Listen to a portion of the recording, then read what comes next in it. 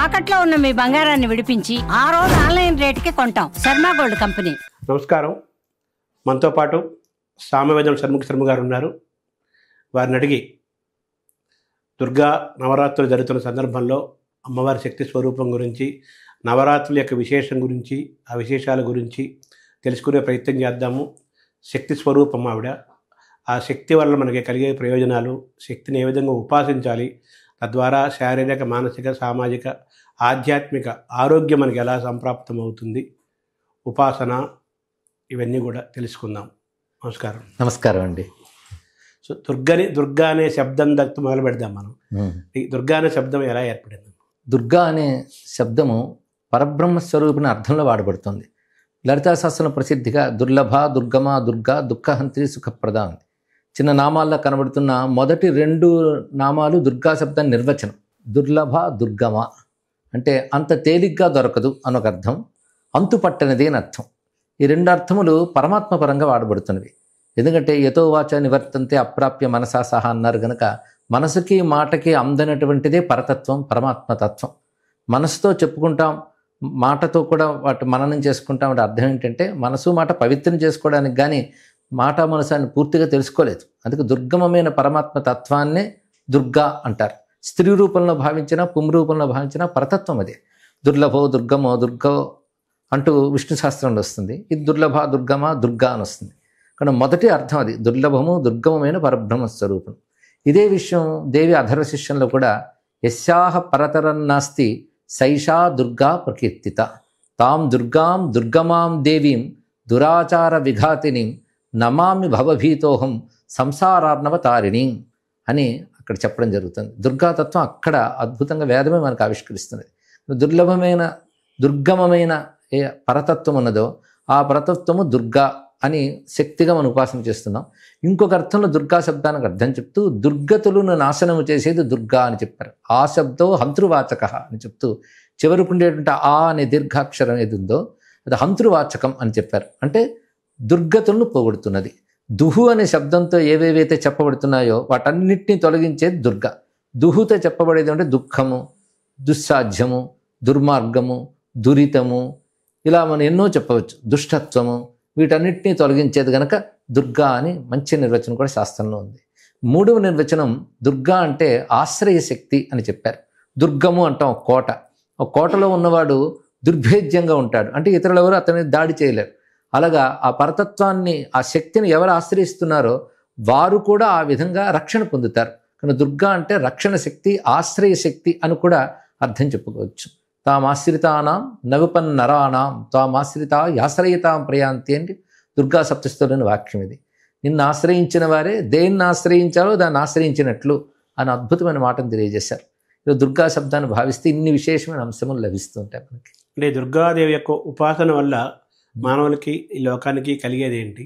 తర్వాత ఈ నవరాత్రుల సమయంలోనే ఎక్కువ దుర్గని ఉపాసన, దుర్గ గురించి నవరాత్రి వింటుంటాం కదా. ఆ 9 రోజులు ఉండే ప్రత్యేకత ఏంటి? ఏమైనా కొత్త శక్తి మనకు అందుతుందా ఉపాసన వల్ల? మిగతా రోజుల్లో దుర్గని ఏ విధంగా కొలుచుకోవాలి మనం? ఇప్పుడు దుర్గా రూపాచ సంగారే అని ఒక మాట ఉన్నది. ఒకే పరశక్తి కానీ వివిధ సమయాల్లో వివిధ రూపాల్లో వ్యక్తమవుతుంది. దుర్గా అనేది అధర్మాన్ని నిగ్రహించి ధర్మాన్ని రక్షించడానికి వచ్చేటువంటి ఒక మహాశక్తిని దుర్గాను వ్యవహరిస్తాం.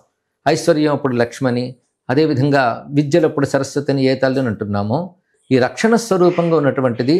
అలాగే సంగ్రామంలో దుష్టత్వాన్ని నిగ్రహించే స్వరూపాన్ని దుర్గా అంటారు.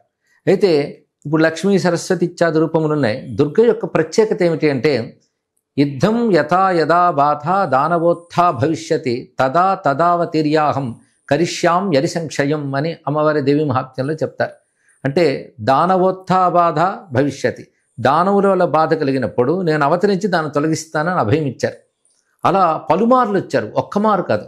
ఈ పలుమార్లు వచ్చిన రూపములన్నిటికీ దుర్గనే పేరు. మొదట మధుకైటభ అనే అసురులు వచ్చినప్పుడు నారాయణుడు యోగ నిద్రలో ఉన్నప్పుడు బ్రహ్మదేవుడు ఆ యోగ నిద్రను స్తుతిస్తాడు. అప్పుడు ఆ నిద్ర నారాయణుని విడిచిపెట్టి వస్తుంది. అప్పుడు నారాయణ లేచి మధుకైటభ సంహారం చేస్తాడు. కానీ మధుకైటభ సంహారానికి కారణమైన యోగ నిద్రని దుర్గనే అన్నారు. అదేవిధంగా మహిషాసుర మర్దినిగా ఉన్నటువంటి తల్లిని దుర్గని అన్నారు. ఇక శుంభని, శుంభ, చండముండ ఇత్యాది రాక్షసులను సంహరించేటప్పుడు అమ్మవారిని దుర్గని వ్యవహరిస్తాం. ఈ 3 స్వరూపాలని మహాకాళి, మహాలక్ష్మి, మహాసరస్వతి అంటూ దేవి మహాత్మ్యం వర్ణించింది. మామూలుగా కాళీ, లక్ష్మి, సరస్వతి అని ముగ్గురమ్మలు మనకు తెలుసు. కానీ ఈ దేవీ మహాత్మ్యంలో దుర్గ రూపాలుగా మహాకాళి, మహాలక్ష్మి, మహాసరస్వతి అని మనం ఉపాసన చేస్తున్నాం. ఇది దుర్గాతత్వంలో అనేకములు కనబడుతుంటాయి. అలాగే మరొకప్పుడు దుర్గముడు అనే ఒక రాక్షసుడు ఉన్నాడని, వాడి పేరే దుర్గముడు. అతడు వేదాది విద్యలన్నీ అపహరించాడు. ఎందుకంటే వేదం వల్ల యజ్ఞం, యజ్ఞం వల్ల దేవతలకు బలం. కానీ దేవశత్రువైన రాక్షసుడు దేవతల బలం క్షీణించాలంటే యజ్ఞ బలం క్షీణించాలి, యజ్ఞ బలం క్షీణించే వేదములు ఉండకూడదని వేదములు లుప్తమయ్యేటట్టు చేసేట. ఆ సమయంలో అమ్మవారు అవతరించి ఆ దుర్గముణ్ణి సంహరించిన కారణంగా దుర్గా అని పేరు వచ్చిందని మళ్ళీ పురాణముల్లో మనకు చెప్తున్న అంశం. ఇలా వివిధ సందర్భాల్లో లోకరక్షణ కోసం వచ్చిన దుర్గాదేవి బహుశక్తుల స్వరూపిణి. వచ్చినప్పుడు ఒక్కరితే తల్లి వస్తుంది, కానీ యుద్ధ సమయంలో అసురుడు అనేక రూపాలతో వచ్చినప్పుడు అమ్మ నుంచి అనేక రూపములు వ్యక్తమవుతాయి.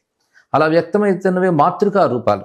అంటే బ్రాహ్మి, వైష్ణవి, మాహేశ్వరి, కౌమారి, వారాహి, ఐంద్రి, చాముండ ఇత్యాది శక్తులు, శివదూతి, వైనాయకి, నారసింహి ఇలాంటివన్నీ అమ్మ నుంచి వచ్చినటువంటి రూపములే. కానీ దుర్గా చరిత్ర చాలా ఆసక్తికరంగా ఉంటుంది. వివిధ పురాణాల్లో, వివిధ శాస్త్రాల్లో దుర్గకు సంబంధించినవన్నీ తీసుకొస్తే గొప్ప గ్రంథం అవుతుంది. అయితే మనకు లోకంలో ఎక్కువగా సప్తశతి ప్రధానంగా వ్యాపించి ఉంది. చండీ సప్తశతి అంటారు, చండీ యాగాలని చెప్తారు. అందులో దుర్గా చరిత్ర ప్రధానంగా చెప్పబడుతుంది. 3 చరిత్రలు విస్తారంగా చెప్తూ మిగిలిన అమ్మవారి నోటే మరికొన్ని దుర్గా రూపాలు చెప్తారు. ఇవన్నీ కలిపితే సుమారు 9 దుర్గా రూపాలు అక్కడే కనబడుతుంటాయి మనకి. నవదుర్గలు అంటారు. ఆ నవదుర్గలు మళ్ళీ వేరుగా ఉంటాయి. ప్రథమం శైలపుత్రీతి, ద్వితీయం బ్రహ్మచారిణి, తృతీయం చంద్రఘంటేతి, కుష్మాండే చతుర్థకం, పంచమం స్కందమాతేతి, షష్ఠం కాత్యాయని తథా, సప్తమం కాళరాత్రితి, మహాగౌరీతి చాష్టం. ఇది మళ్ళీ ఉపాసనా పరంగా ఈ 9 దుర్గలకి ఉపాసన మళ్ళీ కనబడుతుంది. అంటే ఈ రెండింటికి ఏం తేడా? ఇందులో ఒక దుర్గ 9 రూపాలు.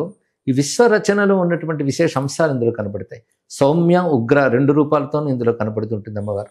ఇందులో శైలపుత్రి అంటే అమ్మవారు పార్వతిగా వచ్చిన దగ్గర నుంచి, బ్రహ్మచారి అంటే తపోదీక్షకు వెళ్ళినటువంటి సమయం, ఇలా అమ్మవారి యొక్క వివిధ దశలు అందులో చూపిస్తూ 9 దుర్గల పద్ధతి ఇది. ఇంకోవైపు అమ్మవారు చెప్పిన రూపాల్లో రక్తదంతి, భీమ, నంద, శాకంభరి ఇత్యాది రూపాలు వస్తాయి. ఇవి మళ్ళీ చెప్పబడుతూ మరొక సంఖ్యత ఉంటాయి. బహుసంఖ్యలతో దుర్గా రూపాలు కనబడుతూ ఉన్నాయి మనకి. అంటే ఈ నవరాత్రుల వేళ ఈ 9 రోజుల పాటు దశమి వరకు చేసే దుర్గా ఉపాసనకి, మిగతా 365 రోజుల్లో మిగతా రోజుల్లో చేసే ఉపాసనకి మనకి వచ్చే బలం కానీ ఫలం కానీ తేడా ఏమన్నా ఉంటుంది? అంటే కాలమహిమ ఒకటి ఉంటుంది. ఎందుకంటే వర్షాకాలం వచ్చినప్పుడు పంటలకు ఉన్న అనుకూలత ఎలాంటిదో, అలాగే కొన్ని ప్రత్యేక పర్వకాలాల్లో చేసే ఉపాసనకి ఎక్కువ ఫలితం ఉంటుంది. ఈ శరదృతువు అంటేనే ఒక విజయానికి సూచన. రామచంద్రమూర్తి కూడా ఈ శరదృతువులోనే ఆయన యుద్ధ ప్రయత్నాలకు బయలుదేరడం మనకు కనబడుతూ ఉంటుంది. అంటే శరదృతువు అనేటప్పటికల్లా ఈ 2 ఆశ్వేజ కార్తీకములు కలిసి శరదృతువులో ప్రారంభం ఈ 9 రోజులు కనుక ఈ జయానికి సంకేతం ఈ పర్వములు, జయం సాధించడానికి. అందుకే మొత్తం ఇదంతా కలుపుకున్న విజయ పర్వము అని చెప్పచ్చు. విజయం అనే మాటకు వచ్చేటప్పటికల్లా సంగ్రామంలో విజయమే మనకు ప్రధానంగా కనబడుతుంది కనుక అమ్మవారి సంగ్రామ రూపమైన దుర్గని ఈ నవరాత్రులు మనం ప్రత్యేకంగా ఉపాసిస్తాం. పైగా శ్రీ విద్య ఇత్యాదులు ఉన్నాయి. అక్కడ వచ్చేటప్పటికల్లా మన లలితా త్రిపుర సుందరి ఉపాసన, ఇవి దుర్గా ఉపాసన కంటే భిన్నంగా కనబడతాయి, కానీ 2 ఒకే శక్తి యొక్క రూపాలే కదా. అయినా వాళ్ళు కూడా శ్రీ విద్య చేసేవాళ్ళు కూడాను ఈ 9 రోజుల్లో మళ్ళీ దుర్గను కూడా ఆరాధన చేస్తూ ఉంటారు. ఈ చండీ మహాత్మ్యం ఇవి పారాయణ చేయడం, ఆ చండీ సప్తశతి హోమాలతో పరిపూర్ణం చేస్తారు. చివరికి విజయ అనే పేరు వస్తుంది మనకి. అంటే మొత్తం అంతా కలిపి విజయ పర్వంగా చెప్పబడుతుంది. కానీ ఈ సమయంలో దుర్గమ్మను ఆరాధించిన వాళ్ళు లేదా శక్తిని ఉపాసించిన వాళ్ళు విజయాన్ని పొందుతారు. విజయం అనేది కూడా అనేక సందర్భాలకు అన్వయించవచ్చు. ఎందులోనైనా విజయం సాధించవచ్చు. వాడు కార్యం సిద్ధించాలని చేసే ప్రయత్నం ఫలిస్తే విజయం సాధించడమే కదా. అలాగే ముఖ్యంగా అసుర శక్తుల్ని నశింపజేయడమే ఇందులో ప్రధానంగా కనబడుతున్న అంశం. అమ్మవారు అసుర శక్తుల్ని నశింపజేస్తుంది. అసుర శక్తులు అంటే వాళ్ళకి ఎన్ని శక్తులున్నా వాటితో స్వార్థం నెరవేర్చుకుని లోకానికి హాని కలిగించడం అసురత్వం. ఆ అసురత్వం ఎప్పుడెప్పుడు ఏ రూపాలు ధరించి విజృంభిస్తుందో వాటన్నిటిని నిగ్రహిస్తుంది అమ్మవారు. అసురత్వం బయట ఉండొచ్చు, మనలో ఉండొచ్చు. అంటే భగవద్గీతలో ఆసురీ గుణాలు, దైవీ గుణాలు వర్ణిస్తారు కదా. ఆసురీ గుణాలు మనలో పెరుగుతూ ఉంటే అమ్మవారు ఉపాసన బలం వల్ల, అమ్మవారి అనుగ్రహం వల్ల ఆసురీ బలాన్ని నిగ్రహించుకుని మనలో దైవ బలాన్ని జాగృతపరుచుకుని ఉన్నతిని పొందాలి. మనలో ఎలాగో చుట్టూ ఉన్న సమాజంలో కూడాను ఆసురీ బలాలు క్షీణింపబడాలి, దైవీ బలం పెరగాలనే ఉద్దేశంతోనే ఈ శరన్నవరాత్రులు విస్తారంగా దేశమంతటా చేస్తూ ఉంటారు. ఇప్పుడు దుర్గా శక్తి అన్నారు కదా, 2 వేరే వేరా? ఎలా? శక్తే దుర్గా. ఎందుకంటే పరమేశ్వరుడు ఒకడు ఉన్నాడు మన సంస్కృతి ప్రకారంగా. ఆయనకున్నది శక్తి. ఒక్క శక్తి కాదు, ఆ ఒక్క శక్తి అనేక రకాలుగా ఉంటుంది. కానీ శక్తి ఎప్పుడూ ఒక్కటే. అనేక రూపాలకు ఒకే శక్తి చెప్పబడుతుంది. పరా అస్య శక్తి వివిధైవ శ్రూయతే స్వాభావికి జ్ఞానబలక్రియాచ అంటూ ఉపనిషత్తులో మంత్రం ఉంది. అస్య పరమేశ్వరస్య శక్తి, పరమేశ్వరుని యొక్క శక్తి ఉంది. ఆ శక్తి పేరు పరా. పరా అంటే సర్వోత్కృష్టమైన శక్తి. అదే వివిధైవ శ్రూయతే, అనేక రకాలుగా వినబడుతూ ఉంటుంది. అది జ్ఞాన బల క్రియ ఇత్యాది రూపములతో అది ఉన్నది. ముఖ్యంగా శక్తికి ఒక్క పేరు ఏంటంటే చిచ్చక్తి. ఈశ్వరుడు యందున్న శక్తి పేరు చిచ్చక్తి. ఈశ్వరుడికి శక్తికి ఏమీ భేదం లేదు అంటే సూర్యునికి వెలుగెలాగో, చంద్రికయోరివా అన్నట్టు చంద్రుడికి వెన్నెలెలాగో, అదేవిధంగా శివశక్తిలో ఒకే స్వరూపం అంటే పరబ్రహ్మ, పరబ్రహ్మ యొక్క శక్తి. ఆ అస్య శక్తి వివిధ ఏవ, వివిధ విధాలుగా మనకు కనబడుతుంది. అసలు శక్తి పేరు చిచ్చక్తి. చిత్, సత్ చిత్త ఆనందం అంటాం కదా, చిత్త చైతన్యమే అది. అది సృష్టి చేయాలన్న సంకల్పం కలిగినప్పుడు సంకల్ప శక్తిగా వ్యక్తమై దాని నుంచి ఇచ్ఛాజ్ఞాన క్రియలు వ్యక్తమయ్యాయి. ఇచ్ఛాజ్ఞాన క్రియాశక్తులతో విశ్వం అంతా విస్తరిల్లుతుంటుంది. ఇందులో విశ్వంలో 2 రకాల రూపాలు ఉంటుంటాయి శక్తికి, సౌమ్య రూపాలు, ఉగ్ర రూపాలు. ఈ 2 శక్తి రూపాలే గనక అది ఎప్పుడు మనకు క్షేమంకరమే. మనలో ఉగ్ర రూపాలుగా అమ్మవారిని ఉపాసించడం కనబడుతూ ఉంటుంది. కానీ ఆ ఉగ్రత్వం అనేది మన లోకంలో చూసే అసురత్వం యొక్క స్వరూపం కాదు. అది దివ్యత్వం యొక్క ప్రకటనమే. అందుకే సౌమ్యాని యాని రూపాని త్రైలోక్యే విచరంతితే యాని చాత్యంత ఘోరాని తైరక్షాస్మాంస్తథాభువం అనే మంత్రం కనబడుతుంది. అంటే నీ సౌమ్య రూపంలో ఏమున్నాయో, నీ ఉగ్ర రూపంలో ఏమున్నాయో ఆ రెండిటితోనూ మమ్మల్ని ఈ భువనాల్ని రక్షించమ్మా అని దేవత ఋషులు ప్రార్థించినట్లు చూపిస్తున్నారు. కనుక శక్తే ఇన్ని రూపములుగా ఉన్నది. అందుకే దుర్గ గురించి కూడా చెప్తే ఒక మాట ఉన్నది. మేధాసి దేవి విదితాఖిల శాస్త్రసార దుర్గాసి దుర్గ భవసాగర నౌ రసంగా శ్రీహి కైటభారి హృదయేక కృతాధివాస గౌరీ త్వమేవ శశిమౌళి కృత ప్రతిష్ఠ. ఇందులో ముగ్గురమ్మల్ని చూపించారు. మేధాసి అంటే సరస్వతిని చూపించడం, శ్రీ కైటభారి హృదయేక కృతాధివాస అంటే విష్ణు వక్షస్థలమునందున్న లక్ష్మీవు నువ్వే. అదేవిధంగా గౌరీ త్వమేవ శశిమౌళి ప్రతిష్ఠ, చంద్రశేఖరుని శరీరంలో ప్రతిష్ఠ అయ్యి ఉన్నటువంటి శక్తివి నువ్వంటూ ఈ 3 రూపాలతున్న దుర్గాసి, దుర్గగా నువ్వు ఉన్నావు. దుర్గ భవసాగర నవు రసంగా, ఇది మంచి మాట వేశారు. అంటే అతి కష్టమైనటువంటి సంసారం అనే సముద్రాన్ని దాటించే నౌక వంటి దానవు నువ్వు అన్నారు. అంటే దుర్గకు మరొక అర్థం తారిణీ శక్తి, అంటే దాటించేది అని అర్థం. ఇక్కడ దాటించడం అంటే ఇవాళ కష్టం నుంచి దాటించడం ఒకటైతే, సంసార సముద్రం నుంచి దాటించడం అంటే మోక్షం ఇవ్వడం. 2 అమ్మవారు చేస్తున్నారు. అంటే భుక్తి ముక్తి ప్రదాయని. ఈ విధంగా సంసారం నుంచి దాటించి ముక్తినిస్తోంది కనుక మోక్షస్వరూపిణి. ఈ నౌరసంగా అనే మాట చాలా గొప్పగా చెప్పారు. సంసార సముద్రం నుంచి దాటించే నౌక అంటే, నౌక సముద్రంలోకి ఎందుకు వస్తుందంటే కొట్టుకుపోతున్న వాళ్ళని కాపాడడానికి వస్తుంది తప్ప అది మునిగిపోవడానికి రావట్లేదు. కనుక మనల్ని అనుగ్రహించడానికి అమ్మవారు ఈ ప్రపంచంలో ఉన్నప్పటికీ ప్రాపంచిక వికారాలు అంటట్లేదుట. అందుకే అసంగా అని మాట వేశారు చక్కగా. ఇదే మనకి వేదముల్లో దుర్గాం దేవీం శరణమహం ప్రపంచే మంత్రంలోనూ సుతరసి తరసే నమః నావేవ సింధుం దురితాద్యగ్ని అని వేదమంత్రాల్లో కూడా దుర్గ గురించి చెప్తూ నావ ఎలా దాటిస్తుందో మనల్ని అలా దాటిస్తుంది అని. ఈ పేరుతోనే భవతారిణి అని అమ్మవారిని కొలవడం మనకు కనబడుతూ ఉంటుంది, సంస్థానం నుంచి దాటించేదే. కనుక తాం దుర్గాం దుర్గమాం దేవీం దురాచార విఘాతినీం నమామి భవభీతోహం సంసారార్ణవతారిణీం అంటుంది వేదం. సంసార సముద్రం నుంచి దాటించే ఆ తల్లిని నేను శరణు వేడుతున్నాను అని చెప్తున్నారంటే మోక్షకారిణి దుర్గ. ఇప్పుడు ఎన్నో నిర్వచనాలు ఇప్పుడు ఇది కూడా కలిసింది అమ్మవారికి, తారిణీ శక్తి అని. ఇందాక మీరు ఇచ్ఛాశక్తి, జ్ఞానశక్తి, క్రియాశక్తి అన్నారు కదా. మన ఇచ్ఛాశక్తి, జ్ఞానశక్తి, క్రియాశక్తి స్వరూపిణి లలితా సహస్రనామంలో ఉంటుంది కదా. అంటే ఈ మూడింటిని మనం ఎలా తెలుసుకోవాలి సామాన్యుడు?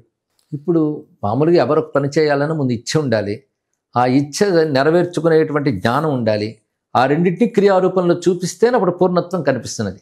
ఒక వ్యక్తికి ఇది అవసరం. అలాగే ఈశ్వరుడు కూడా జగద్రచన చేసేటప్పుడు ఈ జగద్రచనకి కావలసిన సంకల్పం ముందు ఆయనకు కలిగింది. అదే వేదంలో కూడా ఉపనిషత్తుల్లో స అకామయత అంటాడు. అదేవిధంగా ఐచ్ఛత అని 2 మాటలు వస్తాయి. అంటే ఆయన సంకల్పించాడు అని. అయితే మనకి ఇచ్చ వేరు, జ్ఞానం వేరు, క్రియ వేరు. కొందరు ఇచ్చ ఉండొచ్చు కానీ జ్ఞానం లేకపోవచ్చు, 2 ఉన్నా వనరులు లేకపోవచ్చు. కానీ ఈశ్వరుడికి ఆ శక్తి అన్నీను, ఆ ఒక్క శక్తిలోనే ఇచ్చ ఉంటుంది, జ్ఞానం ఉంటుంది, క్రియ ఉంటుంది, ఏదైనా అందులోనే ఉంటుంది. కానీ ఈశ్వరుని యొక్క ఇచ్ఛాశక్తిని సత్యకామ సత్య సంకల్ప అని ఉపనిషత్తు చెప్తుంది. అంటే పరమేశ్వరుడు యొక్క కామ సంకల్పాలు, అంటే సృష్టి చేయాలన్న కామమైనది అది సంకల్ప రూపంలో వచ్చినప్పుడు దానికి ఒక లక్షణం ఉంది, సత్యం. సత్యం అంటే అమోఘం అని అర్థం. అమోఘంగా ఫలించి తీరుతుంది. అలాంటి ఇచ్ఛాశక్తి అనేది. కనుక ఇచ్ఛాశక్తితో ఉన్న ఈశ్వరుడినే మనం ఉపాసిస్తున్నాం. ఇచ్ఛాశక్తి లేని ఈశ్వరుడు అంటే కేవలం నిరామయ తత్వం. ఆ తత్వం ఉపాసనకు సంబంధించింది కాదు. ఉపాసన శక్తితో ఉన్నప్పుడు ఉపాసన అవుతుంది. అందుకే మాయాశబల బ్రహ్మమే ఉపాసనకి అంటారు. మాయా అంటే శక్తి అని అర్థం ఇక్కడ. ఆ శక్తి అంతుపట్టనిది కనుకనే మాయా అనే వ్యవహారం కూడా మనం చెప్పుకోవచ్చు. అలాంటి ఈశ్వరుడు యొక్క శక్తే ఇచ్ఛాజ్ఞాన క్రియాది రూపాలతో ఉన్నది. లలితలో ఏం చెప్తున్నామో అదే దుర్గలో కూడా చెప్తున్నాం. ఆ స్వరూపాన్నే విభిన్న రూపాలతో మనం ఉపాసన చేస్తున్నాం అనేది స్పష్టమవుతుంది. అనేక రూపాల్లో అనేక మంది కవులు, మహర్షులు, మహనీయులు దుర్గాదేవిని శక్తి స్వరూపాన్ని విభిన్న రూపాల్లో వాళ్ళు వివరించారు. చాలా అనేక మార్గాలు ఎంచుకున్నారు దానికి. మనకి దుర్గా యొక్క తత్వాన్ని, దుర్గాని తెలుసుకోవాలంటే మనకి సరళమైన సారస్వతం ఎక్కడుంది? సాహిత్యం ఎక్కడ? సరళమైన సారస్వతం అంటే మారణ కవి మార్కండేయ పురాణాన్ని అనువాదం చేశాడు. అందులో పద్యకావ్యంగా దుర్గా గురించి కూడా అందులోనే వస్తుంది. మార్కండేయ పురాణాలను ప్రధానంగా దేవి మహాత్మ్యం ఉంటుంది, తీసుకొచ్చి ఇచ్చారు. ఇంకా ప్రత్యేక పద్యకావ్యం అంటే మనకి ములుగు పాపయారాధ్యుల వారు దేవీ భాగవతాన్ని అత్యద్భుతమైన పద్యకావ్యంగా రచించారు. అయితే ఇప్పుడు ఆ పద్యకావ్యాలు కూడా సామాన్యులకు కొంచెం అతీతంగానే ఉన్నాయనుకోండి. ప్రధానంగా సంస్కృతంలో ఉన్న గొప్ప గంభీరమైన భాషలో ఉంటూనే తేలికగా అర్థమయ్యేటట్టు వచ్చేది దేవి మహాత్మ్యం. అదే మనకి ఇప్పుడు చండీ సప్తశతి అనే వ్యవహారంలో కనబడుతుంది. ఈ వాంగ్మయం మనకు దొరుకుతుంది. ఇంకా పెద్దల రచనల్లో అంటే కొంతమేరకు శ్రీనాథ మహాకవి కాశీఖండంలో దుర్గ గురించి చాలా విశేషంగా రాశారు. ఇంకా ప్రార్థనా శ్లోకాలుగా చెప్పిన గొప్ప శ్లోకాలు అందించారు పోతన గారు. అమ్మలగన్న ఎమ్మ ముగురమ్మల మూలపుటమ్మ చాలా పెద్దమ్మ సురారులమ్మ కడుపు ఆరడి పుచ్చడి అమ్మ తన్ను లోనమ్మిన వేల్పుటమ్మల మనమ్ముల నుండెడి అమ్మ దుర్గా మాయమ్మ కృపాబ్ధి ఇచ్యుత మహత్వ కవిత్వ పటుత్వ సంపదలు. ఈ పద్యం గురించి ఆలోచిస్తుంటే ఆయన భక్తితో ఒక సమాధి స్థితిలోకి వెళ్ళి రాశారేమో అనిపిస్తుంది. అంత విశేషమైన భావాలు ఇందులో పెట్టారు ఆయన. అమ్మలగన్న అమ్మ అంటే తెలుస్తుంది, అమ్మలకు కూడా అమ్మ అంటే కారణాలకు కూడా కారణం అని అర్థం. ఇంకొక అర్థం అమ్మలగన్న అమ్మ పర్వతరాజు పుత్రి ముగురమ్మల మూలపుటమ్మ. ఇందాక చెప్పుకున్న ఆ శ్లోకం భావమే ఇందులో కనిపిస్తుంది. పర్వత సురారులమ్మ కడుపు ఆరడి పుచ్చడి అమ్మ తన్ను లోనమ్మిన వెల్పుటమ్మల మనమ్మలు ఉండేడి అమ్మ అన్న మాటలో చాలా విశేషమైన భావాన్ని ఉంది. సురారులమ్మ అంటే రాక్షసుల తల్లికి కడుపు ఆరడి పెట్టింది అంటే అర్థం రాక్షస సంహారం చేయడం వల్ల రాక్షస తల్లి బాధపడుతుంది. పైగా సురారులమ్మ కడుపు అంటే రాక్షసత్వానికి ఏది మూలమో దాన్ని దెబ్బతీసిందంటే అవిద్యను దెబ్బతీసిందని అర్థం చెప్పుకోవచ్చు. పైగా తన్ను లోనమ్మిన వేల్పుటమ్మలు, మంచి మాట వేశారు ఇక్కడ. వేల్పుటమ్మలు అంటే దేవతాశక్తులకి మూలమైనటువంటి అని అర్థం. అదితిదేవి అని చెప్పచ్చు. 2 దేవకాంతలు అని అర్థం. వాళ్ళు లోనమ్మారు. ఆమె లోనమ్మిన అనే మాట ఎంత అందంగా వేశారు. అంటే పై నమ్మిక లోనమ్మిక 2 ఉంటాయి అన్నమాట. లోపల నమ్మడం అంటే డీప్, అంతర్గతంగా దృఢమైన విశ్వాసం కలిగినటువంటి వాళ్ళు దైవీ ప్రకృతి ఎవరికి ఉందో వారిని రక్షిస్తుందని. వేల్పుటమ్మలు అంటే దైవీ ప్రకృతి ఉన్నవారు అని అర్థం. వాళ్ళని రక్షిస్తుంది. పైగా 3 బీజాక్షరాలు 3 వాక్యాల్లో చెప్పారు. కవిత్వ మహత్వ కవిత్వ పటుత్వ సంపదలు. మహత్వము కవిత్వము పటుత్వము సంపద అన్నారు. మహత్వం అనేది ప్రణవాన్ని తెలియజేస్తుంది, పరబ్రహ్మని అని ఓంకారం అక్కడ చెప్తే, కవిత్వం అనేది ఐంకారాన్ని చెప్తుంది. తర్వాత పటుత్వం అంటే హ్రీంకారాన్ని చెప్తుంది. సంపద అన్నప్పుడు శ్రీంకారాన్ని చెప్తుంది. మహత్వ కవిత్వ పటుత్వ సంపదలు అంటే ఓంకార ఐంకార హ్రీంకార శ్రీంకారములు కూడా అందులో పెట్టారు ఆయన. ఓం ఐం హ్రీం శ్రీం శ్రీమాత అనే మంత్రాన్ని ఈ పద్యంలో ఆయన పెట్టేశారు, నిక్షిప్తం చేశారు. మనకు విజయవాడ కనకదుర్గ అమ్మవారి దేవాలయంలో ఆ తలుపు దగ్గర ప్రధాన ద్వారం దగ్గరే ఆ పద్యం చెక్కి ఉంటుంది. తేలికగా ఉంటూ అద్భుతమైన భావం, మంత్రశక్తి ఉన్నటువంటి శ్లోకం ఇది. అంటే మనకు ఎన్నో దేవాలయాలు ఉన్నాయి కదా దేశమంతా కూడా. సరే ఇప్పుడంటే ఖండ భారతంలో ఉన్నాం, అఖండ భారతంలో అనేక దేవాలయాలు ఉన్నాయి. ఈ దుర్గాదేవి ఎక్కడ ఆ శక్తి స్వరూపం మనం ఉపాసన దర్శనానికి మీ దృష్టిలో చెప్పాలంటే ఏ దేవాలయం, ఏ క్షేత్రం? అంటే మనకి విజయవాడకి ఒకటి ఉన్నది. అష్టాదశ శక్తి పీఠాలు. దుర్గా అనగానే దుర్గ గురించి చెప్తూ దేవి భాగవతంలో గణేశ జన్య దుర్గా అంటూ భర్గప్రియ అన్నారు. అంటే శివపత్ని అయిన గౌరీ ఎవరో ఆవిడే సంగ్రామంలో దుర్గగా చెప్పబడుతుంది. గౌరీ ఎవరు? దుర్గాదే అని మనకు స్పష్టమవుతున్నది. కనుక ఆ శక్తి రూపాలే శక్తిపీఠాలుగా వచ్చాయి అని మనకి పురాణములు చెప్తున్న విషయం. అంటే అమ్మవారి సతీదేవిగా ఉన్నప్పుడు ఆవిడ శరీర భాగాలు మొత్తం ఏర్పడ్డాయంటే సతీదేవి అంటే శంభుపత్నే కదా. ఆ శివపత్ని అయినటువంటి ఆ తల్లి, ఆ దుర్గయే ఇన్ని శక్తిపీఠ రూపాలతో ఉన్నది. ఒక్కొక్క శక్తిపీఠంలో ఒక్కొక్క విశేషం ఉంది. కానీ వైష్ణవీదేవి అని మనం అంటూ ఉంటాం, జమ్మూలో ఉన్నది. అక్కడ వచ్చేటప్పటికల్లా దుర్గా స్వరూపం మనకు బాగా కనబడుతుంది. 3 రూపములు అంటే మహాకాళి, మహాలక్ష్మి, మహాసరస్వతి స్వరూపములుగా దుర్గా అక్కడ ఉపాసింపబడుతుంది.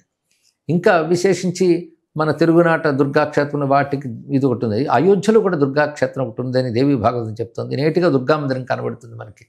బృందావనంలో కూడా కాత్యాయని మందిరం ఒకటి కనిపిస్తుంది దుర్గాదేవికి.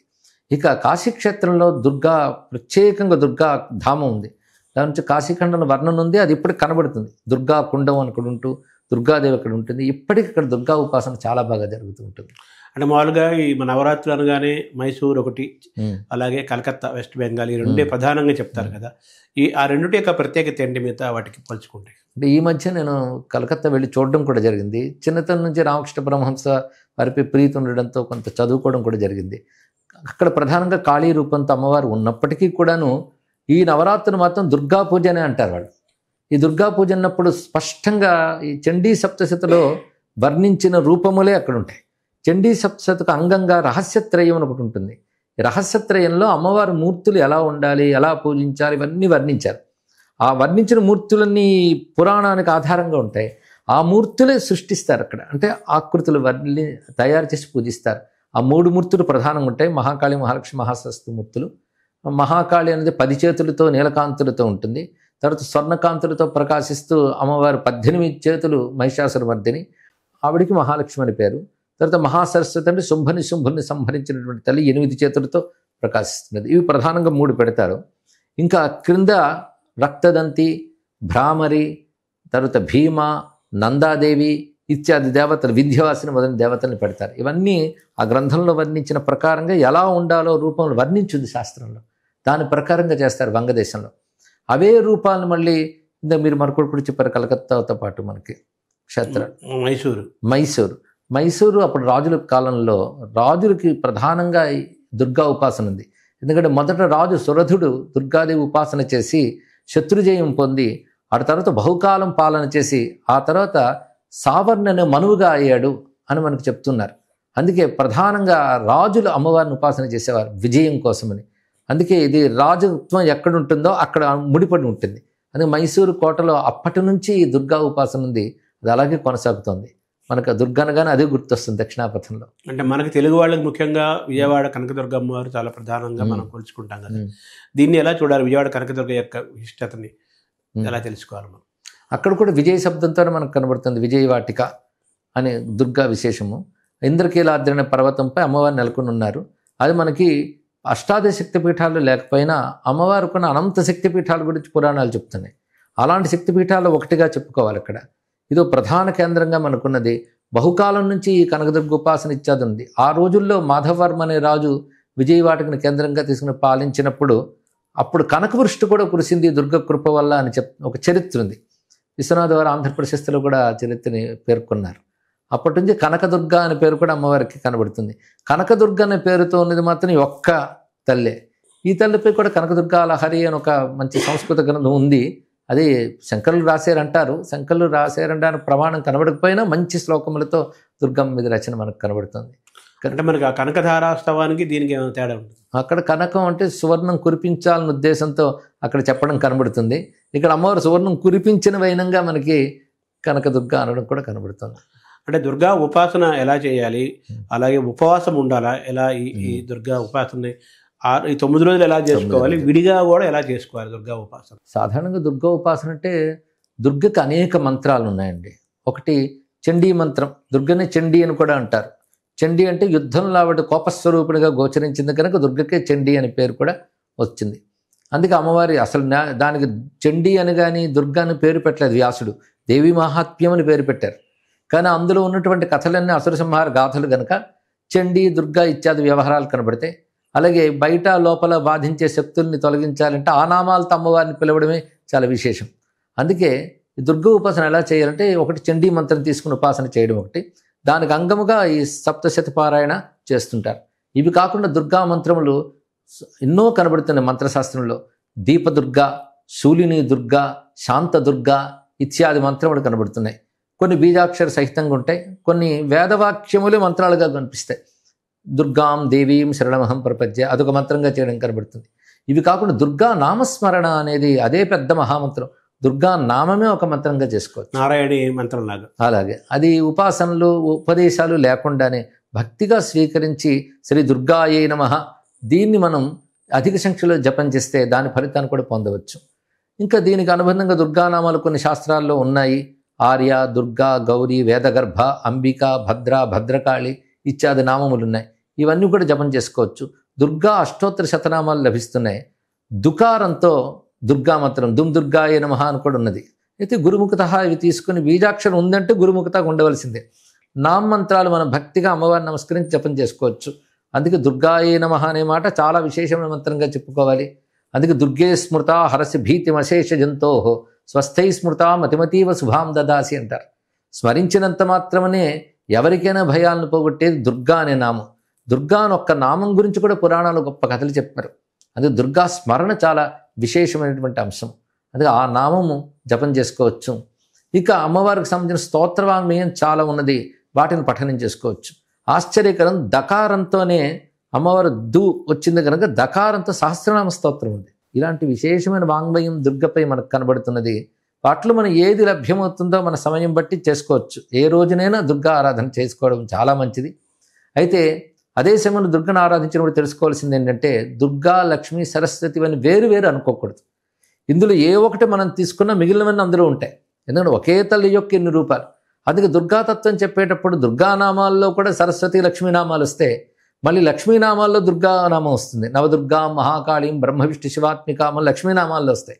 సరస్వతి నామాల్లో మళ్ళీ దుర్గానామం వస్తుంది. అంటే మనకు చెప్పదలుచుకున్న ఋషి ఏంటంటే నువ్వు ఒక రూపంతో ఒక మంత్రంతో చేస్తున్నా అది సర్వశక్తి సమాహార స్వరూపం తెలుసుకో అని చెప్తున్నారు. ఈ భావనతో దుర్గా ఉపాసన చేయడం చాలా విశేషమైనటువంటి అంశము. పైగా నామమే మంత్రంగా చేసుకోవచ్చు కూడా చెప్పాం. ఈ సమయంలో ముఖ్యంగా ఈ 9 రోజులు కూడా వారి వారి శక్తి అనుసారం చేయమని శాస్త్రం చెప్తోంది, కానీ ఇదే విధానం అని చెప్పలేదు. వివిధ విధానాలు చెప్పింది. ఉపవాసం ఉండడం అనేది ఐచ్ఛికం. ఉపవాసం కానీ, నక్తవ్రతం కానీ, ఏకభక్తం కానీ ఎవరికి వాళ్ళు ఎంపిక చేసుకుని 9 రోజులు చేయవచ్చు అని చెప్పారు. శారీరకమైన స్థితి బట్టి ఇది ఆధారపడుతుంది. కొంతమంది సాయంత్రం వరకు పూజలు చేసి అప్పటి వరకు ఉపవాసం చేసి పూజలు చేస్తారు. కొంతమంది మధ్యాహ్న కాలం ఇది అల్పాహారం తీసుకుని సాయంకాలం అమ్మవారికి నైవేద్యం పెట్టి నక్త భోజనం చేయడం ఉన్నది. లేదా మధ్యాహ్నమే భోజనం చేసి సాయంకాలం అల్పాహారం తీసుకోవడం కూడా కనబడుతుంది. ఈ విధానాల్లో ఏదో ఒకటి ఎంచుకుని 9 రోజులు పూజించాలి అని నవరాత్రి కల్పంలోనే రాసి ఉంటుంది మనకి. ఆ ప్రకారంగా ఆరాధించుకోవచ్చు. అంటే ఇప్పుడు ఈ మధ్య కాలంలో బాగా వినపడుతున్నమాట చండీ హోమం చేస్తున్నాం, చండీ అంటున్నారు కదా. అది ఏంటంటే కలియుగంకి ఏమన్నా సంబంధం ఉందా చండీ అనేది ఎలా చూడాలి? ఒకటి కలవు చండీ వినాయకు అనే మాట ఉన్నది. కలియుగంలో చండీ ఉపాసన, వినాయక ఉపాసన శీఘ్ర ఫలం, పూర్ణ ఫలం ఇస్తాయి అని చెప్పారు. అయితే ఒకటి తెలిసి చేస్తే చాలా మంచిదని ఒక అభిప్రాయం చెప్పవచ్చు. ఎందుకంటే చండీ యాగం అనగానే దానివల్ల ఏవో అద్భుతాలు జరుగుతాయని, శత్రునాశనం అయిపోతుందని భావం ఉందే తప్ప అసలు చండీ తత్వం ఏమిటో తెలియట్లేదు. చండీ, దుర్గా అనే నామములకు అసలు తత్వం ఏంటంటే పరమార్థ జ్ఞానం పొందాలి, దానికి ఒక సాత్వికమైన జీవనం ఉండాలి, అది బోధిస్తుంది. అమ్మ దేవతను రక్షిస్తుందంటే సాత్విక గుణాలను రక్షిస్తుంది. అందుకే మనలో అటువంటి సాత్విక గుణాలు పెంపొందాలి. సాత్విక సాధన, తాత్విక చింతన ఉండాలి. ఇది చాలా ప్రధానమైనది. చండీ తత్వం తెలియాలంటే దేవీ మహాత్మ్య గ్రంథమే మనకు అద్భుతంగా కనబడుతుంది. అందులో చెప్తున్నవన్నీ కూడా గొప్ప ఉపనిషత్ మర్మాములు చెప్పబడుతున్నాయి. కథ ప్రారంభంలోనే సురథుడు అనే ఒక రాజు, సమాధి అనేటువంటి ఒక వ్యాపారి, వీరు ఉభయులు కూడా జీవిత వ్యవహారంలో దెబ్బతిని ఆ రాజు శత్రువుల చేత ఆక్రమింపబడి బలహీనుడవుతాడు. ఇతడు సొంత పిల్లలే అతన్ని ఇంటి నుంచి తరిమి కొడతారు వ్యాపారిని. వారు ఉభయులు ఒక ఋషి ఆశ్రమంలో కలుసుకుంటారు. వాళ్ళిద్దరూ మాట్లాడుకున్నది చూస్తూ ఉంటే సంసారంలో అన్ని మనం కోల్పోయాం, నా వాళ్ళు అనుకున్న పిల్లలు కూడా నన్ను వంచన చేశారు అని అంటాడు సమాధి. అప్పుడు సురథుడు చెప్తాడు, నీ పిల్లలు నిన్ను కాదనుకుంటే నువ్వు కూడా కాదనుకోవచ్చు కదా అంటాడు. వినడానికి బాగుంది కానీ అలా అనుకోలేకపోతున్నాం, ఏదో తెలియని ఒక మోహం నన్ను కమ్ముతోంది అంటాడు. నాకు అదే బాధ. మన ఇద్దరు ఏం చేయాలంటే మన ఇద్దరు అనుకోవడం ఎందుకు, ఇక్కడ మహర్షి ఉన్నాడు ఆయన ఆశ్రయిద్దామని సుమేధ అని మహర్షిని ఆశ్రయిస్తారు. అప్పుడు సుమేధ అమ్మవారి తత్వాన్ని బోధిస్తాడు. అంత అద్భుతమైన ప్రారంభం చూడండి ఇక్కడ. ఇది ఎలాంటిదంటే ఉపనిషత్తుల్లో వైరాగ్యం కలిగినటువంటి వాడు బ్రహ్మనిష్ఠుడైనటువంటి గురువుని ఆశ్రయించాలి, ఆయన ద్వారా బ్రహ్మ విద్య పొందాలి అన్నదే ఇందులో ఆరంభంలో అదే కనబడుతుంది. అప్పుడు ఆయన అమ్మవారి గురించి చెప్తాడు. ఆ తల్లి 2 రూపాలతో ఉంటుంది. లోకంలో వారి కర్మలను అనుసరించి అమ్మవారి యొక్క ప్రవర్తన ఉంటుంది. అందరినీ అవిద్యలో ముంచి సంసారంలో తిప్పుతున్నది ఆ తల్లే. ఆశ్రయించిన వారికి అవిద్య పోగొట్టు ముక్తినిచ్చేది ఆ తల్లే. కానీ బంధమోక్షకరీ విద్య, బంధిస్తున్నది ఆ తల్లి, మోక్షమిస్తున్నది ఆ తల్లి, వారి వారి కర్మలను అనుసరించి. అందుకే అటువంటి తల్లిని ఆశ్రయించితే మోహం నుంచి బయటపడతారు అని ఉపదేశిస్తే వాళ్ళిద్దరూ అమ్మవారిని ఉపాసన చేస్తారు గురువు ద్వారా మంత్రం తీసుకుని. చివరికి ఫలితం ఏమిటంటే అమ్మవారు వచ్చినప్పుడు ఆ రాజు అంటాడు, నాకు పోయిన రాజ్యం కావాలంటాడు. వెంటనే ఆ రాజ్యం ఇస్తాను, బహుకాలం పాలిస్తావు, తర్వాత నువ్వు మనువు అవుతావు అని చెప్పి 8వ మనువు సావర్ణి అవుతావు అని అమ్మవారు చెప్తుంది. నీకేం కావాలని అడుగుతుంది సమాధిని. అతను అంటాడు, అమ్మ ఈ జీవితం నిస్సారం తెలిసింది, నాకు జ్ఞానాన్ని మోక్షాన్ని ప్రదానం చేయంటే వెంటనే జ్ఞానం మోక్షం ఇస్తుంది. అంటే ఒక కథలో 2 వృత్తములు చెప్పాడు. ఇద్దరు ఉపాసించింది ఒకే అమ్మవారిని, కానీ ఇద్దరు జీవ లక్షణాలు వేరు. అందుకే అమ్మవారు ఇచ్చింది ఇతనికి ఐహికమైన ఫలములు ఇచ్చింది, అతడు మోక్షాన్ని ఇచ్చింది. అంటే రెండూ ఇవ్వగలదు అమ్మ. అదే భుక్తి ముక్తి. భుక్తి అంటే ఐహికమైన ఫలములు, ముక్తి అంటే మోక్షం, రెండూ ఇస్తోంది. ఒక్క కథ ద్వారా ఎంత అందమైన భావం చెప్పారు. ఈ భావం తెలుసుకుంటే చండీ చేస్తున్నంతసేపు భక్తి భావం మనలో ఉత్పన్నమవుతుంది. అలా చేస్తే చాలా మంచిది. ఎలాగైనా చేస్తున్నారు మంచిదే, కానీ ఇంత సద్భావం, ఇది పరమార్థ విద్య. ఒక భగవద్గీత ఎంత జ్ఞానాన్ని మనకు అందిస్తుందో ఈ చండీ విద్య కూడా అంతే జ్ఞానాన్ని మనకి ఇస్తున్నది. ఇక చండీ అనే మాటలో మనకు అర్థం ఏంటంటే, మనం ప్రచండ సూర్యుడు అంటాం, చండభానుడు అంటూ ఉంటాం. చండ అంటే శక్తి అంతా తీవ్రంగా కనిపించినప్పుడు చండ అవుతాం. అలా అమ్మవారి శక్తి సంపూర్ణంగా వ్యక్తమైతే దాన్ని మనం చండీ అనే భావంతో తీసుకోవాలి. అలాంటి పరాశక్తి ఉపాసన, పరబ్రహ్మ ఉపాసనే, అది జ్ఞానస్వరూపంగా కూడా ఉన్నది. ఈ దృష్టితో మనం చండీ ఆరాధన చేసినట్లయితే ఆ దుర్గాదేవి ఇహము పరము రెండూ ప్రసాదిస్తుంది.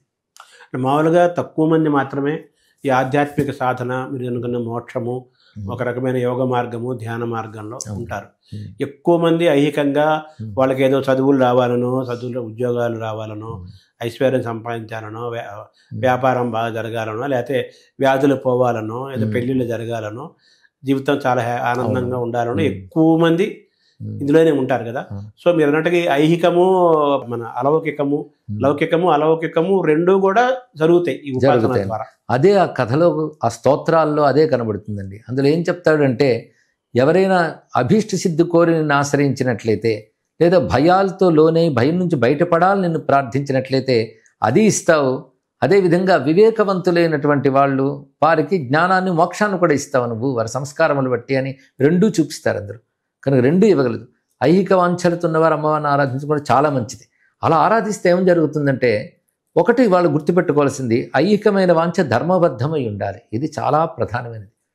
అలాంటి వాంఛలతోనే రాక్షసులు తపస్సులు చేశారు, ఐహిక వాంఛలతో. మరి రాక్షసులకి దేవతలకి తేడా ఏమిటంటే, వాళ్ళు ధర్మబద్ధమే లోకక్షేమాన్ని కోరుతూ అమ్మవారిని ఆరాధించారు. ఈ రాక్షసులు అవి రెండూ లేకుండా చేశారు. అందుకే అమ్మవారిని కోరికలతో ఆశ్రయించడం కూడా చాలా మంచిది. లేకపోతే అమ్మవారిని కాక ఇంకెవరిని అడుగుతాం.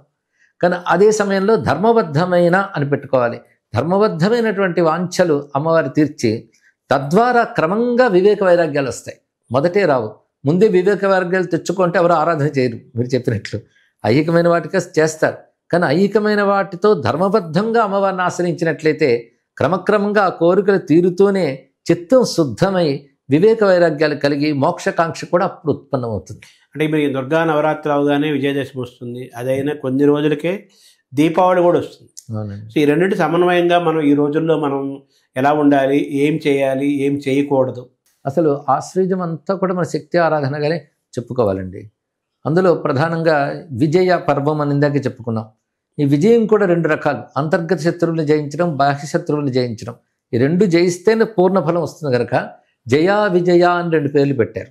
ఇది అంతర్గత బహిర్గత శత్రువుల్ని నిర్మూలించడము, జయించడము. ఈ రెండింటి స్వరూపాన్ని అపరాజిత అంటారు. అంటే పరాజయం లేని తల్లి అని. ఆ తల్లిని ఉపాసిస్తారు విజయదశమి నాడు. పైగా దశమి ముహూర్తాన్ని, ఆశ్వయుజ దశమిని విజయాతిథి అంటారు. విజయ ముహూర్తం, ముహూర్తం యొక్క పేరే విజయ. అందుకే విజయదశమి అనే వ్యవహారంలో మనకు వచ్చింది. కానీ ఆ సమయంలో చేసేది అపరాజిత పూజే, విజయపర్వం. ఆ తర్వాత మనకి అమావాస్య, దీపావళి అమావాస్య వస్తుంది. మన వైపు వద్ద తెలియదు, కానీ ఇందాక చెప్పినట్టు అస్సాము, తర్వాత ఒరిస్సా, బెంగాల్ ప్రాంతాల్లో దీపావళి ముందు కొన్ని రోజుల ముందు నుంచి కాళీ ఆరాధన చేస్తారు.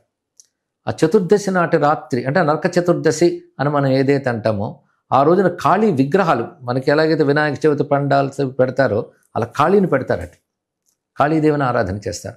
అంటే కృష్ణపక్షం వచ్చింది కదా, అప్పుడు కాళీ ఆరాధన జరుగుతుంది. పైగా చతుర్దశి నాటి రాత్రికి, అంటే అమావాస్య ముందు రోజు రాత్రికి కాళరాత్రి అని పేరు, అమావాస్యకి మహారాత్రి అని పేరు. ఇవి కూడా మళ్ళీ దేవి మహత్యం వస్తాయి. కాళరాత్రి, మహారాత్రి, మోహరాత్రి చదారుణ అంటాడు ఇక్కడ. కాళరాత్రి చతుర్దశి, మహారాత్రి దీపావళి అమావాస్య, మళ్ళీ 2 అమ్మవారితోనూ అనుబంధం. అటు కాళీని చతుర్దశి నాడు ఆరాధిస్తూనే అమావాస్య నాడు మహాలక్ష్మి ఆరాధన చేస్తారు, దీపలక్ష్మి ఆరాధన ఇత్యాదులు చేస్తుంటారు. కానీ ఈ మాసమంతా శక్తిమయంగానే మనకు గోచరిస్తూ ఉంటుంది. కార్తీకం కూడా వచ్చేస్తాం, కార్తీకం వెంటనే వస్తుంది. సో ఇవన్నీ కూడా ఆధ్యాత్మిక సాధనకి గొప్ప రోజులు. తర్వాత మీరు చెప్పినట్టుగా ఇలా ఉపాసించి ధర్మబద్ధంగా కోరుకుంటే, మనం కోరుకునే కోరికలో ధర్మం ఉంటే అమ్మవారి యొక్క కటాక్షం ఉంటుంది, అన్నీ జరుగుతాయి అనేది మనం అండర్లైన్ చేసుకోవాలి. అయితే ఈ ఉపాసన చేయలేని వాళ్ళు, ఈ మంత్రాలు చదవలేని వాళ్ళు, మామూలుగా రొటీన్గా జీవించే వాళ్ళు, వాళ్ళు ఎలా దీన్ని ఈ అమ్మవారి యొక్క ఆశీస్సులు పొందాలి? చాలా మంచి మాట చెప్పారు. అమ్మవారు ప్రధానంగా భక్తిప్రియ భక్తిగమ్య, పైగా స్మరణ, భక్తి స్మరణ. భక్తి అంటే ప్రేమపూర్వకమైన ఒక సద్భావం అమ్మవారి పట్ల ఉంటే చాలు. వాడు జపాలు చేయొచ్చు, పూజలు చేయొచ్చు, చేయలేకపోవచ్చు. అమ్మవారిని తలంచుకోగానే మనసు ఆర్ద్రమవగలిగేటువంటి ఒక ఆశ్రయ బుద్ధి, ప్రేమ బుద్ధి ఉంటే తప్పకుండా అమ్మవారి అనుగ్రహం లభిస్తుంది. ఎక్కడున్నా, ఎప్పుడున్నా, ఎలా ఉన్నా స్మరించుకోవచ్చు. అందుకే శంకరులు ఒక మాట అంటారు, భవానీ భవానీ భవానీ త్రివారం ఉదారం ముదా సంతతం ఏ జపంతి నశోకం నమోహం నలోభం న దుఃఖం యథా కదాచిత్ కథంచిత్ కుతశ్చిత్ జనానం. ఎవరైనా ఎక్కడైనా ఎలాగైనా ఎప్పుడైనా భవానీ భవానీ భవానీ అనుకుంటే చాలు, వాళ్ళకి శోకము మోహము లోభము దుఃఖము లేకుండా ఉంటాయమ్మా అని చెప్పారు ఇక్కడ. ఎవరైనా అమ్మవారి నామస్మరణతో ధరించుకోవచ్చు. మన సంస్కృతిలో గొప్పతనం అదే. చేయదలుచుకున్న వాళ్ళకి కఠిన నియమాలతో కూడిన ఉపాసనలు ఉన్నాయి. ఏమీ లేకుండా అమాయకమైన ప్రేమతో ఉంటే నామస్మరణతోనే ఎక్కడున్నా తలంచితే చాలు ధరించిపోతాం. అలాంటి మార్గంలో మనకు పెద్దలు చెప్పారు. అవి కొంచెం భావపూర్వకంగా చేస్తే అద్భుతమైన ఫలితం వస్తుంది. భావానికి ఖర్చు పెట్టక్కర్లేదు, సమయము అక్కర్లేదు, మనసు అంతే. అందుకే భవానీ భావనాగమ్య అన్నారు. అవును. మామూలుగా సామాన్యులు, అన్ని సామాజిక వర్గాలు, అన్ని వయసుల వాళ్ళు, అన్ని రంగాల వాళ్ళు, నిరక్షరాస్యులు అందరికీ కూడా మంచి జరగాలి, అందరూ ఆనందంగా సుఖంగా ఉండాలి అంటే మీరు ఈ ఉపాసనలో, ఈ దైవ ఆధ్యాత్మిక వాతావరణంలో మీరు సూచించేది ఏంటి? అయితే అమ్మవారి కథలు, మన దుర్గమ్మ కథలు చూస్తూ ఉంటే అతి సామాన్యులు అమ్మవారి భక్తులు కనబడుతూ ఉంటారు. రాజులు ఒకవైపు, పండితులు మరొకవైపు. ఇందాక చెప్పినటువంటి సామాన్యమైన ఒక వ్యాపారి కూడా అమ్మవారిని ఉపాసించి తరించిపోయిన చూపిస్తారు ఇక్కడ. అంటే ఒక అధికారం ఐశ్వర్యం ఉన్న రాజు ఒకవైపు, ఒక వ్యాపారం చేసుకునేటువంటి వాడు ఒకవైపు, ఇద్దరు అమ్మవారి భక్తులు కాగలిగారు. అయితే అమ్మవారికి ప్రధానంగా భక్తి ప్రధానం. భక్తి మన ప్రవృత్తి నుంచి వస్తుంది కనుక ఒక విశ్వాసంతో కూడి ఆశ్రయిస్తే దాని పేరు భక్తి అని నిర్వచనం. దుర్గాదాస్ అని ఒక కథ చెప్తూ ఉంటారు. ఆయన ఒక గాజుల వ్యాపారి. అంటే ఆ రోజుల్లో గాజులు మలారం వేసుకుని ఇంటింటికి వెళ్ళి అమ్మేటువంటి వ్యాపారి. ఆయనకు తెలిసింది ఒకటేట, ఎప్పుడు దుర్గా దుర్గా దుర్గా అనడమే అలవాటు. పొద్దున్న లేచి దుర్గాదేవికి నమస్కారం చేసుకుని తన వ్యాపారంలోకి తను వెళ్తాడు. వెళుతున్నంతసేపు ఎప్పుడు దుర్గను స్మరిస్తూనే ఉంటాడు. ఊళ్ళో వాళ్ళందరూ ఆయనకి దుర్గాదాస్ అని పేరు పెట్టేశారు. అసలు పేరు ఆయన మర్చిపోయాడు. అంటే ఎప్పుడు దుర్గా దుర్గా అనడం వల్ల దుర్గాదాస్ అని పేరు అయిపోయింది. అలాంటి దుర్గాదాస్ యొక్క భక్తికి సంతోషించి అమ్మవారి ఒక సామాన్య స్త్రీ రూపంలో అతడి వద్ద వచ్చి నాకు గాజులు వేయి అంటుంది ఒక చెరువు దగ్గర. అప్పుడు ఆ దుర్గాదాసు గాజులు వేస్తాడు. వేసిన తర్వాత డబ్బులు ఎంత ఇమ్మంటావు అంటే చెప్తాడు. చెప్పినప్పుడు అయ్యో డబ్బులు లేవో మర్చిపోయాను, తీసేస్తావా గాజులు అంటే, అమ్మ వేసిన గాజులు తీయనమ్మా, నువ్వేవో అమ్మవారిలా కనబడుతున్నావు, పర్వాలేదులే వెళ్ళి అంటాడు. లేదు లేదు నేను ఉచితంగా తీసుకోను, నువ్వు ఈ ఊళ్ళో ఫలానా వీధిలో ఫలానా ఇంటి దగ్గరికి వెళ్ళు, ఆయనకి చెప్పు మీ అమ్మాయి గాజులు వేసుకుంది డబ్బులు ఇమ్మన్నది అని చెప్పి ఇచ్చేస్తారు. ఆయన అంటాడు నాకు అమ్మాయిలు లేరని, నా మీద కోపంతో అలా అంటాడు కానీ పట్టించుకోక అడుగు అని చెప్తాడు. అప్పుడు ఆ మాట ప్రకారం వెళ్ళి అడుగుతాడు. అతడు మంచి ఉపాసకుడు ఆ పెద్ద ఆయన దగ్గరికి వెళ్ళి అడిగినప్పుడు మీ అమ్మాయి గాజులు వేయించుకుంది డబ్బులు ఇవ్వమంటుంది అని అంటే, నాకు అమ్మాయిలే లేరు నాయన అంటే, మీరు ఇలా అంటారని కూడా చెప్పింది అంటే, అప్పుడు ఆయన కళ్ళ నీళ్ళు వస్తాయి. అది మామూలు అమ్మాయి కాదు నైనా, నువ్వు భాగ్యవంతుడివి, నేను ఉపాసిస్తే నీకు దొరికిందని. ఎక్కడుంది అమ్మాయి అంటే ఇద్దరూ కలిసి పరిగెత్తుకు వెళతారు. మళ్ళీ అక్కడ ఉంటుందేమో చెరువు దగ్గర, కనబడదు. ఇద్దరికి కన్నీళ్ళు వస్తూ ఉంటాయి. అక్కడ అమ్మని తలుచుకుంటూ ఇద్దరు, అమ్మ నాకు కనబడలేదు, నిన్న ఉపాసన చేసిన ఇతరికి కనబడ్డావే అని అంటూ ఉంటే, అమ్మ కనబడి నిన్ను పోల్చుకోలేకపోయాను మరొకసారి రా అమ్మ అని ఇతడు. ఇద్దరు విలిపిస్తుంటే ఆ చెరువులోంచి గాజులు వేసుకున్న 2 చేతులతో వచ్చి అమ్మవారి ఇద్దరిని తన ఐక్యం చేసుకున్న కథ చెప్తూ ఉంటారు ఇక్కడ. ఆ దుర్గాదాస్ అత్యంత సామాన్యుడే కనుక మన సంస్కృతిలో గొప్ప విశేషం ఏంటంటే, అతి సామాన్యులు కేవలం శుద్ధమైన భక్తితో అమ్మవారిని కొలిచి తరించిపోయారు. దాని పెద్ద పెద్ద ఉపాసనలు, పెద్ద పెద్ద దీక్షలు ఏమీ అక్కర్లేదు. వాళ్ళ పని వాళ్ళు చేసుకుంటూ అమ్మవారిని తలంచుకుంటే చాలు. అలా తలంచుకోవడానికి కావాల్సిన నామావళి మనకు చాలా చాలా విశేషంగా లభిస్తున్నాయి. అందుకే ఆ దుర్గా అంటే ప్రధానంగా కరుణామయి, కరుణాస్వరూపం. అమ్మవారి రూపం అంటేనే కరుణ. కరుణ లేకపోతే రూపం ఎందుకు తీసుకుంటుందా తల్లి? ఏ రూపము లేనటువంటి చిచ్చక్తి ఒక నామంతో ఒక రూపంతో వ్యక్తమైందంటేనే మనం అనుగ్రహించడానికే స్వీకరించింది. అందుకే జగత్రాతుం శంభోర్ జయిత కరుణ కాచి దరుణ అంటారు ఆదిశంకర సౌందర్య లహరిలో. జగత్తును రక్షించడం కోసం ఈశ్వర కారుణ్యం ఒక రూపం ధరించింది, అదే అమ్మవారి రూపం. ఈ అందమైన వాక్యాన్ని మూక కవి కూడా కారణపరచిద్రూప కాంచీపుర సిమ్ని కామపీఠగత కాచన విహరితి కరుణ కాశ్మీర స్తబక కోమలాంగలత. ఇందులో అమ్మ పేరు పెట్టలేదు. కాంచీపురంలో ఒక కరుణ తిరుగుతోంది అన్నాడు అంతే. అంటే అమ్మవారిని కరుణనే చెప్పారు ఇక్కడ. ఆ కరుణా స్వరూపిణిగా అమ్మవారిని చూపిస్తూ ఆ తల్లి గురుమండల రూపిణి గుండి మనం అనుగ్రహిస్తుందని చండీ శబ్దం వాడుతూ ఆ మహానుభావుడు ఒక మాట అంటాడు. కుండలి కుమారి కుటిలే చండి చరాచర సవిత్రి చాముండే గుణిని గుహారిని గుహ్యే గురుమూర్తే త్వాంనమామి కామాక్షి అంటూనే ఇందాక మీరు చెప్పిన ఇంత దుర్గా ప్రస్తావనలో ఆ మూక కవి అద్భుతమైన ఒక పద్యం చెప్పాడు. ప్రణత జనతాపవర్గ కృత రణసర్గ ససింహ సంసర్గ కామాక్షి ముదిత భర్గ హత రిపువర్గ త్వమేవ సా దుర్గా. ఇక్కడ అపవర్గ అంటే మోక్షస్వరూపిణి నువ్వు. ప్రణత జనత అపవర్గ, నమస్కరించిన వారికి మోక్షస్వరూపంగా అనుగ్రహిస్తున్నావు. కృత రణసర్గ, యుద్ధంలో వచ్చిన తల్లే దుర్గన్నాం కదా. ససింహ సంసర్గ, ఇక్కడ సింహం అనే మాటకు ఇంకో విశేషం ఏంటంటే అమ్మవారి సింహవాహనం దుర్గా విషయంలో చాలా ప్రత్యేకమైన స్వరూపం. అంటే అమ్మవారి ఆలయాల్లో కూడా సింహం ఉంటుంది ఇక్కడ, సింహాసనేశ్వరి. ఈ సింహం కూడా అనేక దేవతా శక్తులతో ఉంటుంది. అమ్మవారి ఉపాసనలో సింహ నమస్కారం ఒకటి చెప్పారు. మామూలుగా నంది శివునికి, గరుత్మంతుడు విష్ణువుకి చెప్తారు, అమ్మవారికి సింహం చెప్తారు. కానీ ఈ సింహానికి కూడా మంత్రం ఉంది. శ్రీ మహాబలాయ సింహాయ నమః అనే మంత్రంతో సింహానికి నమస్కరించుకున్న విజయం లభిస్తుందట. అమ్మవారి యుద్ధంలో సింహం యొక్క క్రీడ కూడా చాలా చూపిస్తారు. కానీ ఆ సింహవాహినిగా అమ్మవారిని ఇక్కడ మనం భావన చేస్తున్నాం. అటువంటి ఆ తల్లి ససింహ సంసర్గ కామాక్షి ముదిత భర్గ హత రిపువర్గ త్వమేవ సా దుర్గా. భర్గుడిని అంటే శివుని ఆనందింపజేసినటువంటి తల్లి రిపువర్గాన్ని, శత్రువర్గాన్ని పోగొడుతుంది. శత్రువులు అంటే ప్రతికూలతలు అని అర్థం. ఇక్కడ మనల్ని ఎదగనివ్వకుండా అడ్డుకుంటున్న శక్తులు లోపల ఉండొచ్చు, బయట ఉండొచ్చు, గుణాల రూపంలో, స్వభావాల రూపంలో ఉండవచ్చు. అలాంటి శత్రు సంహారణగా దుర్గనుకి చూపిస్తాడు మూక కవి. అక్కడ కామాక్షిదేవి దుర్గగా భావన చేశాడు. అందుకే అంతా ఒకే శక్తిని చెప్పడంలో విశేషం. కానీ ప్రధానంగా ఈ 9 రోజులు మాత్రం దుర్గా అనే భావమే ప్రధానంగా మనకు కలుగుతూ ఉంటుంది, ఎన్ని రూపాలతో ఉపాసించినప్పటికీ. అంటే మీరు దుర్గా అంటే కరుణ, కాంచీపూరి కూడా కరుణ అన్నారు కదా, కరుణాం కరుణాతరంగితాక్షి అంటారు కదా, దాని అర్థం కూడా అదే. అవును, అరుణవర్ణమే కరుణకు సంకేతం అని చెప్పారు. కరుణ తరంగితం, తరంగితం అంటే ఆగకుండా అమ్మవారి నుంచి కన్నుల నుంచి అలా కరుణ వస్తూనే ఉందిట. ఈ కరుణే రకరకాల శక్తులతో లోకాన్ని కాపాడుతుంది. కానీ లోకంలో మనం చూస్తున్నవన్నీ అమ్మ కారుణ్యమే, ఆ కరుణ తప్ప మరొకట్లేదు. అమ్మక దయ అంటే ఆ మాట కంటే అమ్మే దయ అని ఇంకా బాగుంది ఇక్కడ. కానీ అమ్మ యొక్క దయ కంటే దయే అమ్మ స్వరూపంగా ఉంటూ లోకాన్నంతటి అనుగ్రహిస్తుందని కరుణాస్వరూపంగా అమ్మవారిని దర్శించాలి. అటువంటి దయామయి శుద్ధమైన నిష్కపటమైన భక్తికే సంతోషిస్తుంది. అందుకే నాకేమీ తెలియదమ్మా అని శరణు వేయడమే గొప్ప తెలివి. అంటే మంచితనం కూడా ఉండాలి కదా మనిషికి, భక్తి ఒకటే కాదు కదా. అది మంచితనం లేనప్పుడు భక్తి ఎప్పుడూ పండదండి. మంచితనం లేని భక్తి రాక్షస భక్తి అవుతుంది. వాళ్ళు తపస్సులు చేశారు, ఏవో పొందారు, కానీ ఆ భక్తిని మనం పేర్కొనట్లేదు. హిరణ్యకశిపుడు భక్తుడే, చాలా తపస్సులు చేశాడు, కానీ అందులో స్వార్థం ఉంది, భగవత్ ప్రేమ లేదు, మంచితనం లేదు.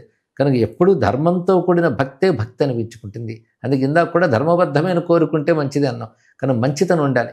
అసలు భగవద్ ఆరాధనలో ప్రధానంగా 10 మంది క్షేమం కోరుకునేవాడే భగవంతుడిని ఆరాధించడానికి అర్హుడు. ఇది ఎప్పుడు గుర్తుపెట్టుకోవాలి.